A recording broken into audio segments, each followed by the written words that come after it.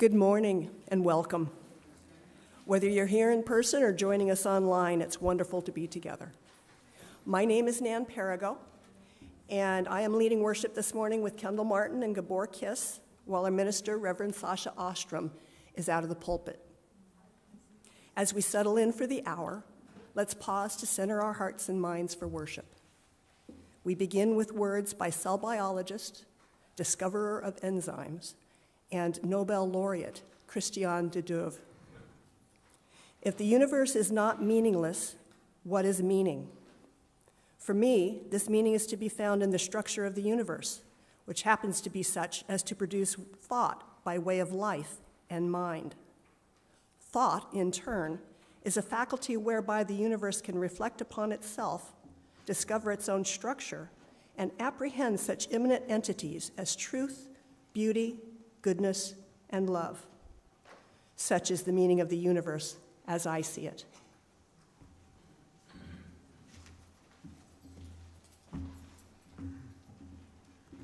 Our Chalice Lighting words this morning were written by Albert Einstein, who considers himself truly agnostic, meaning he knew he didn't know all. The most beautiful emotion we can experience is the mystical. It is the power of all true art and science. He to whom this emotion is a stranger, who can no longer wonder and stand wrapped in awe, is as good as dead. To know what is impenetrable to us really exists, manifesting itself as the highest wisdom and the most radiant beauty, which our dull faculties can comprehend only in their most primitive forms. This knowledge, this feeling, is at the center of true religiousness. In this sense, and in this sense only, I belong to the rank of devoutly religious men. And now please rise as you're able for our affirmation by James Villa Blake.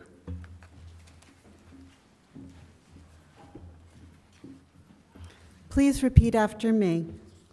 Love is the spirit of this fellowship. Love is the spirit of this fellowship. And service is its law. And service is its law. This is our great covenant. This is our great covenant. To dwell together in peace. To dwell together in peace. To seek the truth in love. To seek the truth in love. And to help one another. And to help one another. And now let's remain standing if you would like. And our opening hymn is 134. It's on our screen.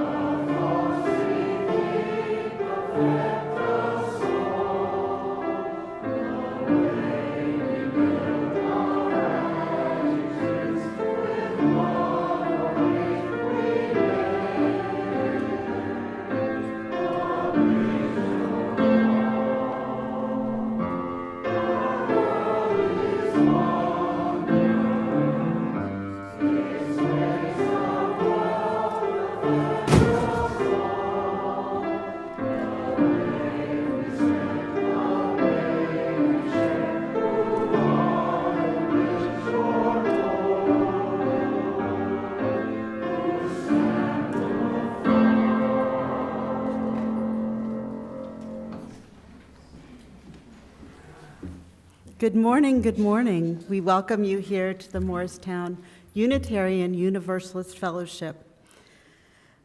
Whether you're here in the sanctuary or watching in another room or online, we welcome you. If you're on YouTube or Facebook, you can say hi in our chat and communicate with us that way.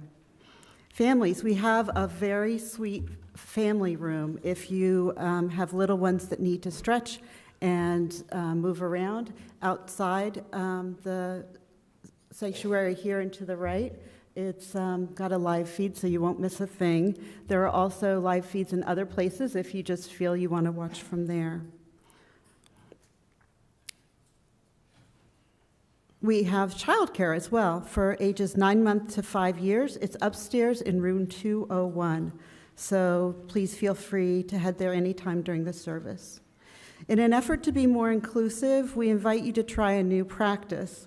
Instead of clapping, if you feel the urge to clap, we invite you to rub your hands together or wave your fingers. So you can try that out if you want. So jazz hands. So thank you for being with us today. We welcome you.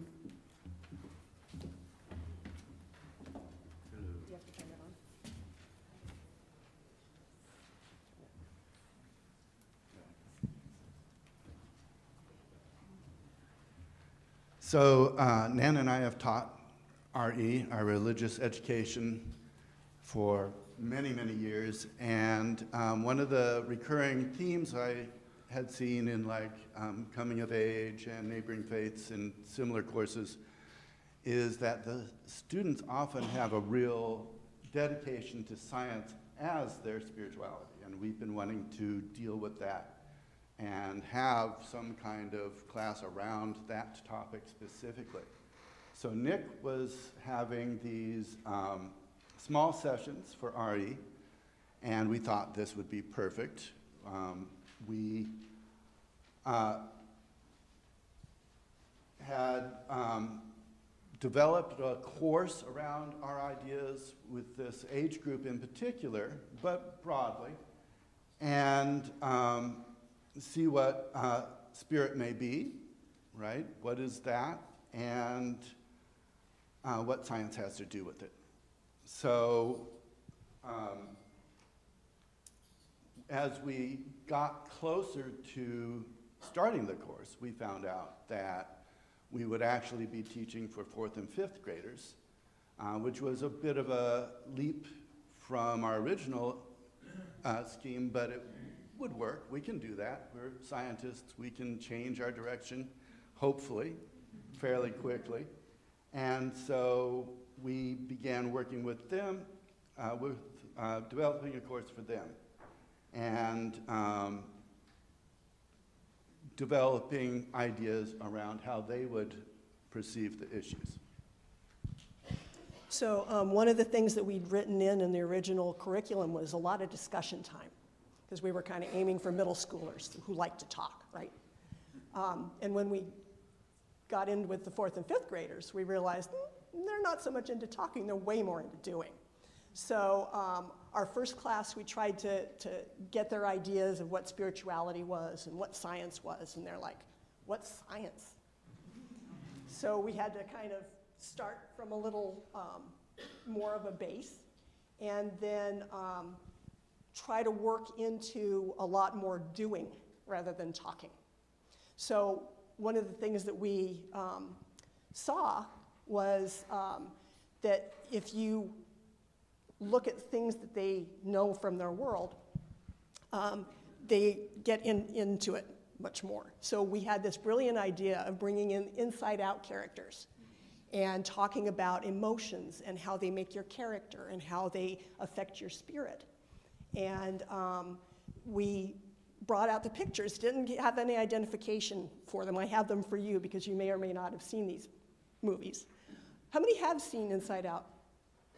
If you haven't, you really need to. If you have grandkids or you caretake kids, knowing this will bring out some real serious discussion from them because they think about that. So we talked about the characters, and we talked about what part of that affects you. How does that affect you being in the world? And so Inside Out was the original one for this girl, Riley, who was about 11 years old. And then Inside Out 2, Alex, is when she gets a little bit older, when she gets to be a tween. So she starts seeing development from fear to anxiety, right? And from sadness to like ennui, right? So we talked about with these 4th and 5th graders how these developments happen and how they saw themselves developing their own characters. So one of the activities that we had them do is we had them draw what their emotions or what their characters looked like. And the stuff that they did was just fabulous. They took them home, so we don't have pictures of them, but they really think deeply about what their characters are becoming. And if you have any young ones around you, talk to them about it. All right, so one of the other activities that we had them do is we talked about things in society and in life that change, things that are easy to change and things that are harder to change. So ideas that, like your parents have, that are hard to change, and things that are happening. Being parents, we get that. And things that are easier to change, right? And we talked about what a yin-yang symbol was and how within each of those types of things, there's a little bit of the other. And so we had them write down those ideas, and things that were easy to change went up into the upper section, and the things that were harder to change went down into the darker section, right? And they discovered that there's a lot of give and take for each of those things. And a lot of them, you'll notice, ended up on the border between the two, because a lot of them they couldn't figure out, well, for me it does, but for somebody else it doesn't, right? Let's see, and then one of my favorite activities is we talked about vibes. Everybody talks about vibes. What's the vibe, right? They didn't know what a vibe was. We said, it's a vibration. Really? Yeah. And so we played with vibrations of different levels and asked them to think about it. Close your eyes. Listen. How does that make you feel? And the different kinds of vibrations you get from higher pitches and the lower pitches, like the drums. And they really went into it. They really enjoyed that. And one of the other things we found interesting is there are a lot of adults out there who want to learn about science and spirituality, because we had people asking us, can we come to that class? We actually had a couple of adults come, but because we're at the 4th and 5th grade level and we're not really diving deep into it, so if anybody wants to start a discussion group on science and spirituality, there is a lot of interest in this place. Thank you.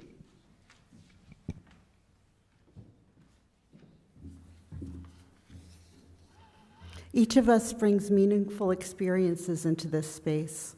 You may be celebrating a new beginning, grieving a loss, making changes, or just simply holding something close to your heart. Children, too, have milestones worth sharing, friendships, school achievements, or big feelings of joy or sorrow. Everyone is welcome to share. You can do so by filling out a milestone and passage card. You can find it online or at the table when you first enter. Today I just have one to share, and after, please respond with, "We hold you in our hearts."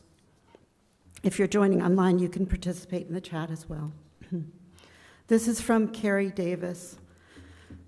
This Thursday, my director, who was also a colleague and a friend, did not survive a bicycling accident. She left behind 2 children, age 11 and 14, and a husband. She was an innovative, smart, funny person who always put play, family, and relationships at the center. There will always be a whole. We hold you in our hearts.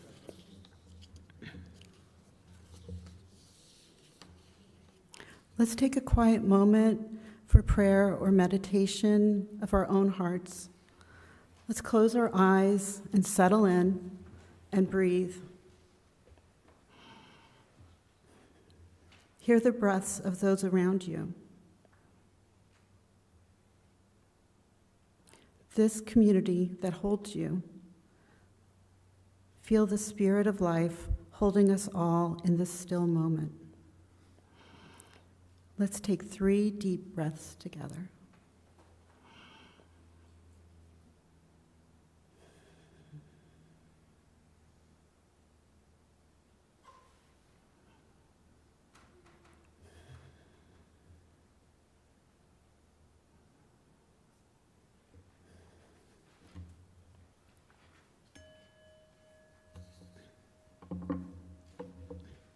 Amen, and blessed be. And now let's please remain seated as we sing a hymn together. Oh, we'll do that in a second.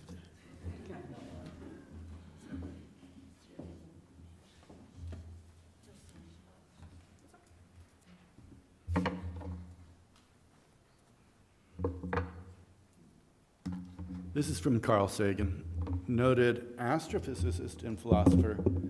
In his book, The Demon-Haunted World, Science as a Candle in the Dark. In its encounter with nature, science invariably elicits a sense of reverence and awe. The very act of understanding is a celebration of joining, merging, even if on a very modest scale, with the magnificence of the cosmos. And the cumulative worldwide buildup of knowledge over time converts science into something only a little short of a transnational, transgenerational metamind. Spirit comes from the Latin word to breathe. What we breathe is air, which is certainly matter, however thin. Despite usage to the contrary, there is no necessary implication in the word spiritual that we are talking about anything other than matter, including the matter of which the brain is made, or anything outside the realm of science. On occasion, I will feel free to use the word. Science is not only compatible with spirituality, it is a profound source of spirituality. When we recognize our place in an immensity of light years and in passages of ages, when we grasp the intricacy, beauty, and subtlety of life, then that soaring feeling, that sense of elation and humility combined is surely spiritual. So are our emotions in the presence of great art or music or literature or of acts of exemplary selfless courage, such as those of Mohandas Gandhi or Martin Luther King Jr. The notion that science and spirituality are somehow mutually exclusive does a disservice to both.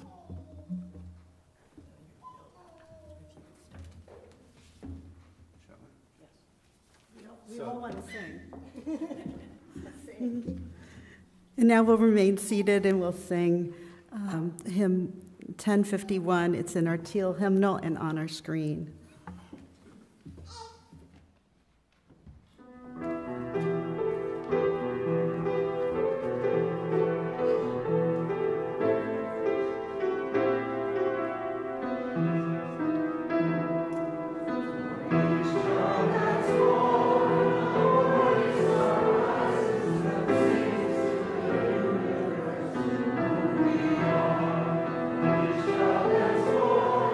Glory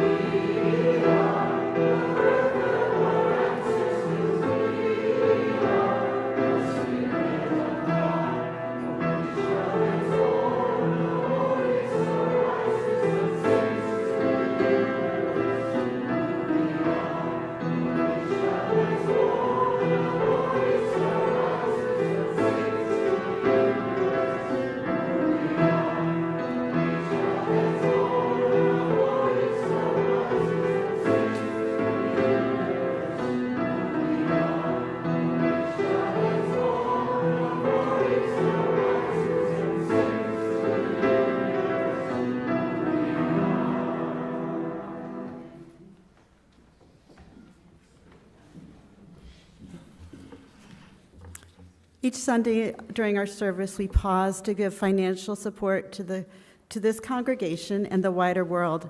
Your donations make everything we do possible, from worship and programs to community outreach.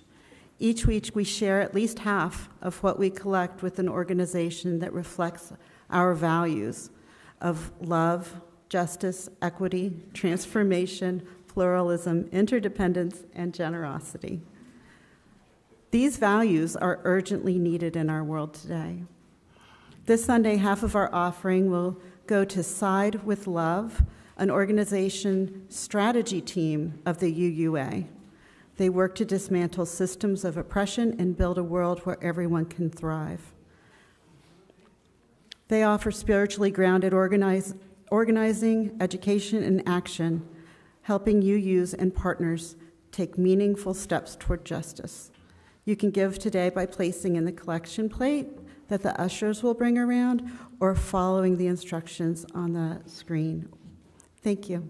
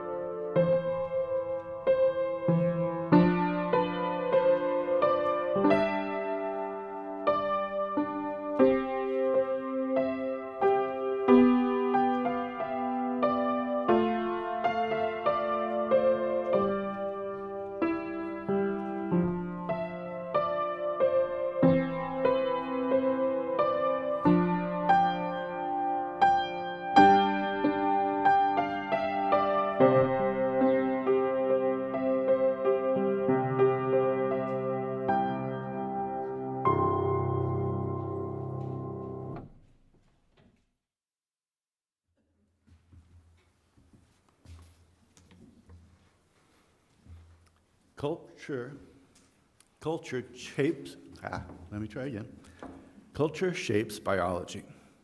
Biology shapes culture. Both of these guide our actions. But biology is much slower to change than culture. Because of this, many of our biological responses are not well adapted to the modern world. This is an area of very active behavioral research you may want to look at. Examples are throwing good money after bad, which is called loss aversion, or claiming credit for our good luck, which is called self-serving bias. We like to think we are rational, but according to the evidence, we are not. Some biological responses reinforce the distinction between in-group and out-group people, pushing us towards irrational disgust and dehumanization of people who are different from us. These tendencies lead to violence and oppression, but we also have traits that reinforce the oneness of the self with the wider world. Culture can help us choose between these biological traits. Culture can change more quickly than biology to promote one trait over another. By better understanding our many different and often contradictory innate behavioral biological tendencies, we can create a spiritual practice based on an increased awareness of the pitfalls of being human. If our maladaptive tendencies are named, we can begin to address them. Compensating strategies can be developed. We are biologically beautiful and imperfect, and we can use culture to overcome our worst impulses. Many of our best impulses have to do with our millions of years of adaptation to being social animals. That might be a clue. What does it mean to be a social animal? Well, for us, sociality refers to the degree to which individuals in a population tend to associate in social groups and form cooperative societies. This concept is relevant both to humans and to other animal species, based on the importance of social connections for survival and well-being.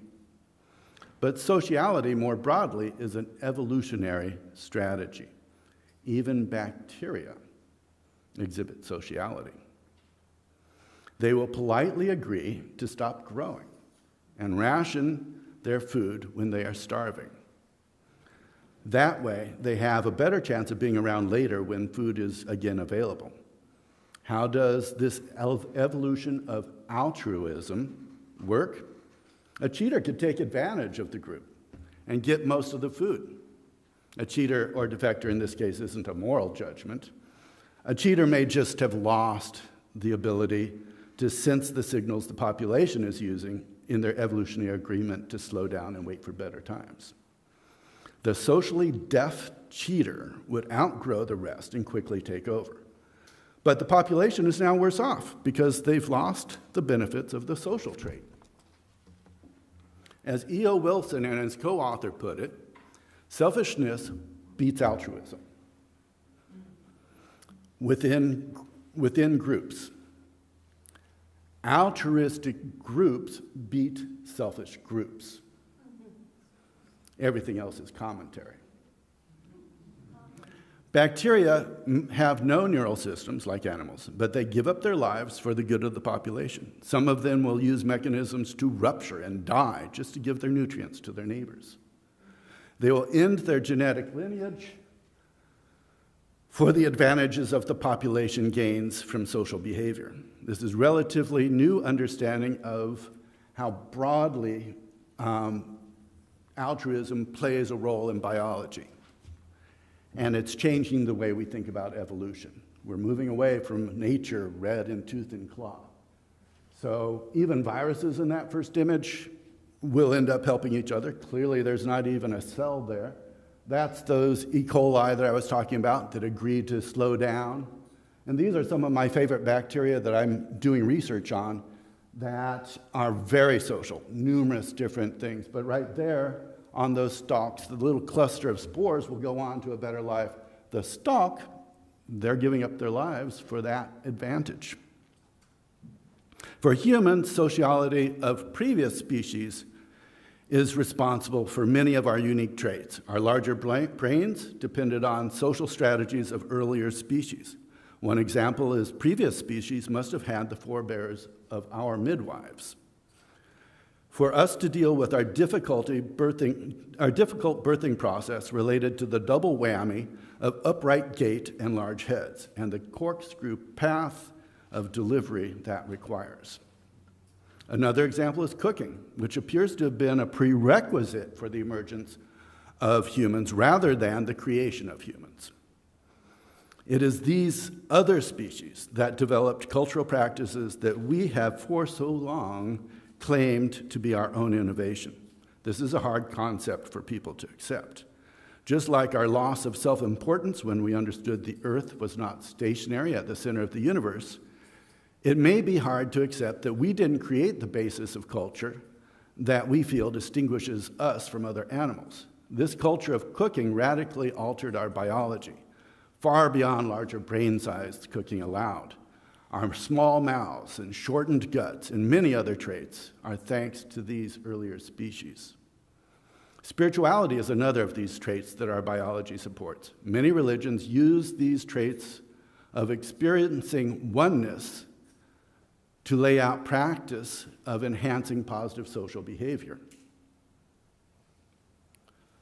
I think that advances in biology, psychology, and other research could offer us a chance to increase the effectiveness of these positive efforts and clearly name and work against the aspects within religions that are counter to a broad recognition of oneness and respect.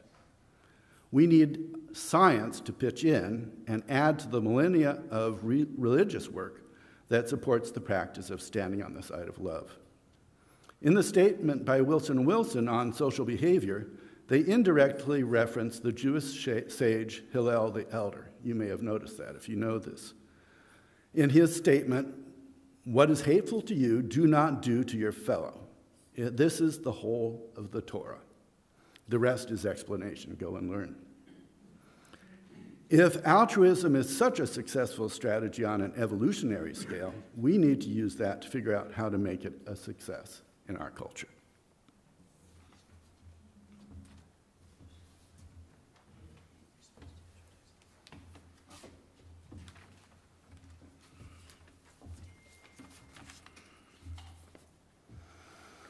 So, we are going to stand? Sure.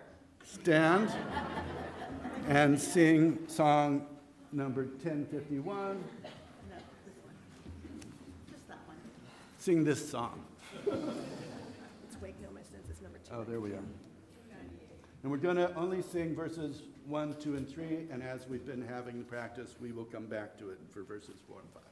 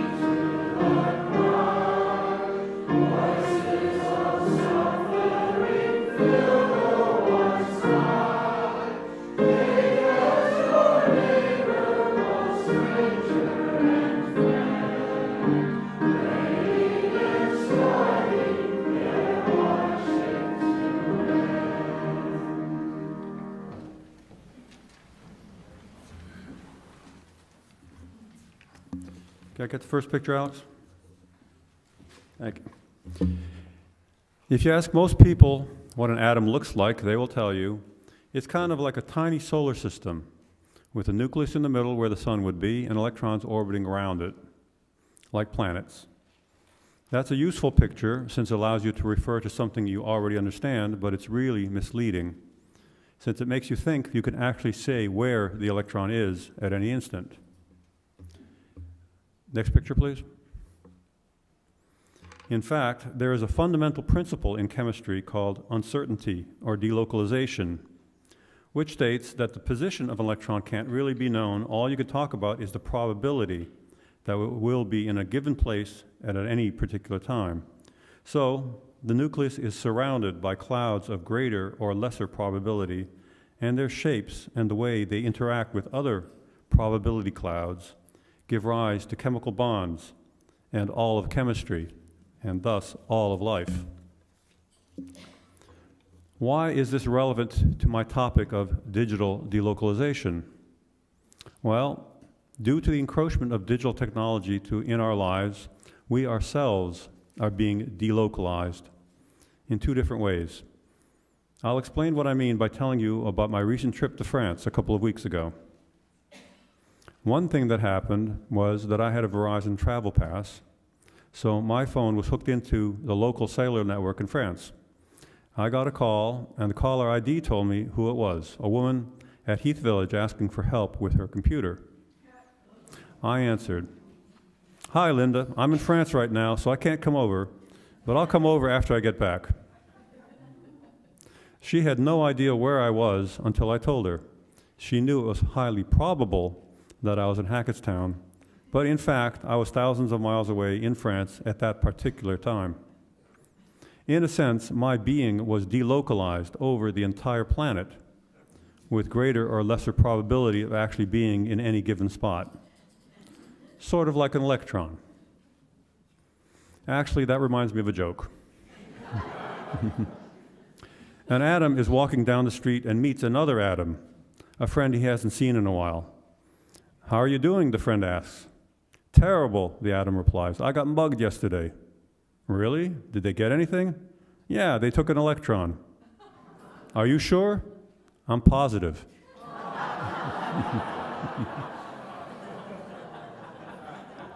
Anyway, we are also becoming delocalized in the sense that our minds exist outside of the physical brains inside of our heads to a great extent. Nowadays, if I want to remember something, I don't bother making a mental note and committing it to memory. On my France trip, we had a superb tour guide who used all kinds of unique and colorful phrases. In order to remember them, I made notes in Evernote on my phone every time he said something I wanted to remember. For other events or locations, I took a photo or a screenshot. Sometimes I don't even bother with that because I know I can find things again easily as long as I have an internet connection. A lot of my mental processing has been moved out of my head onto my phone or computer or the internet. And I'm not even talking about the very real option of having AI do some of the intellectual lifting for me. That's a consequence of digital life too, but it's too big a topic to get into now. We've had 2 services in the past year or so that have dealt with AI explicitly. Does this relate to spirituality at all? Well, Western liberal thinkers have been culturally taught to experience the world as individuals, with a sharp boundary between ourselves and the outside world. I stop at the edge of my skin, and the outside world starts there. Other traditions deny this separation. Mystics and psychonauts alike describe boundary-dissolving experiences in which our conscious selves are shown to be illusory. Some would say that our actions are determined by mental processes of which we are totally unaware at the conscious level, and that our free will and so-called rational decision-making are actually rationalizations that occur after the fact. If this is so, then it seems to me that recognizing and embracing the digital delocalization experience represents progress in the quest to know our true selves. Please remain seated, and now we'll sing verses 4 and 5 of Wake Now My Senses.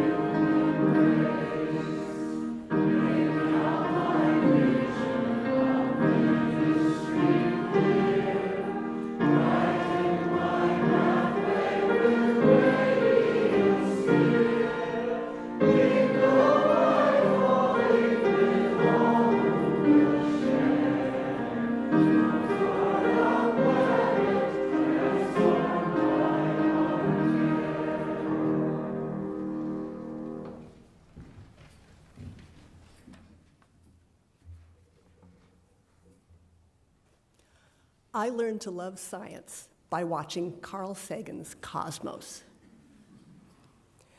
He started as an astrophysicist, but the wonder of the universe transformed him into a philosopher and educator.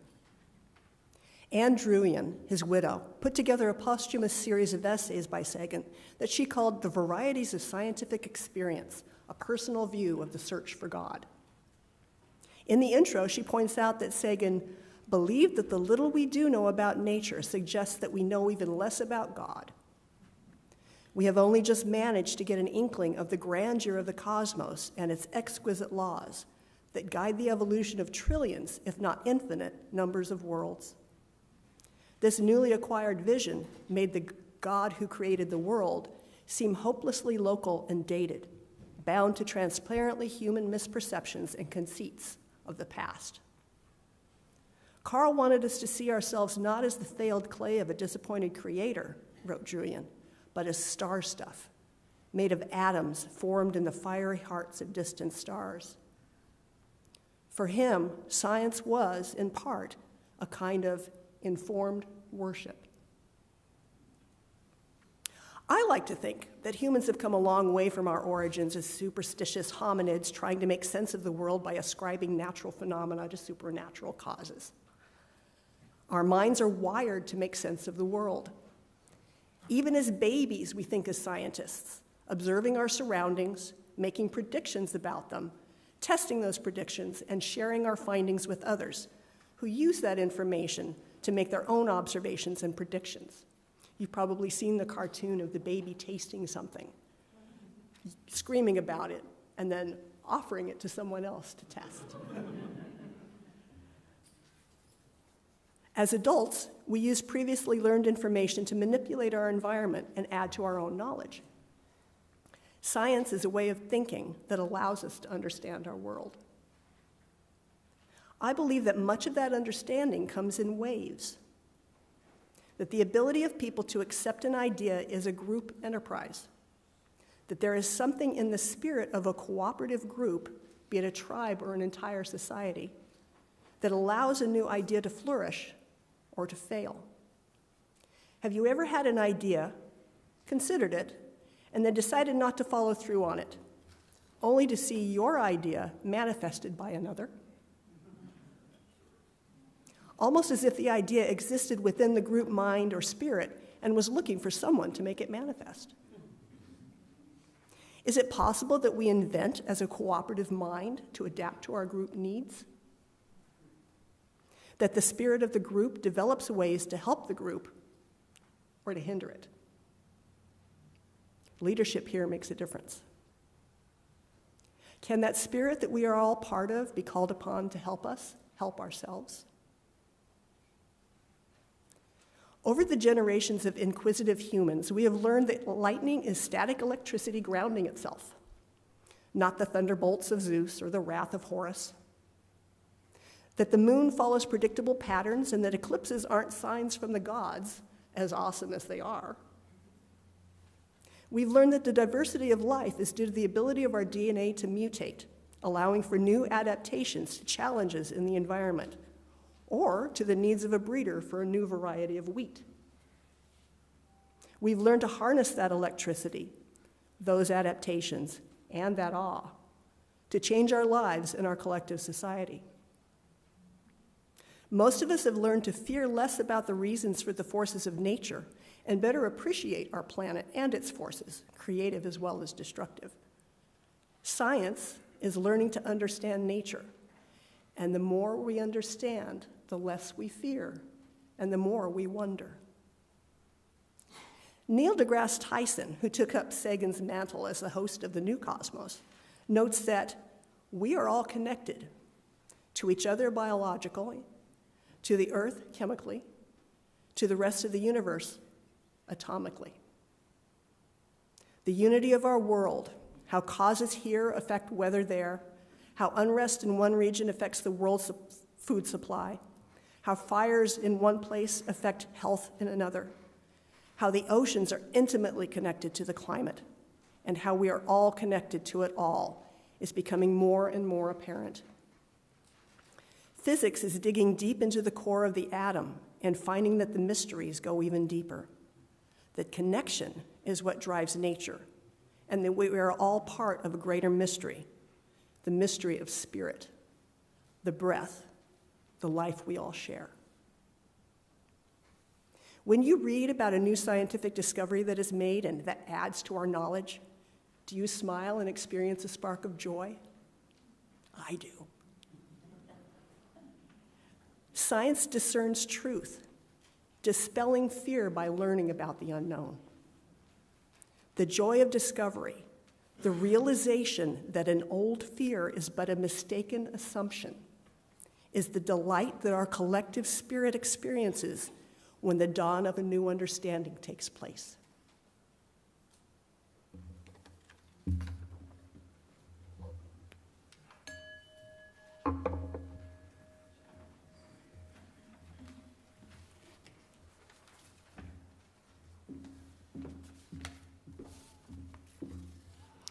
We'll take some minutes now to explore what our community is doing after Sunday services.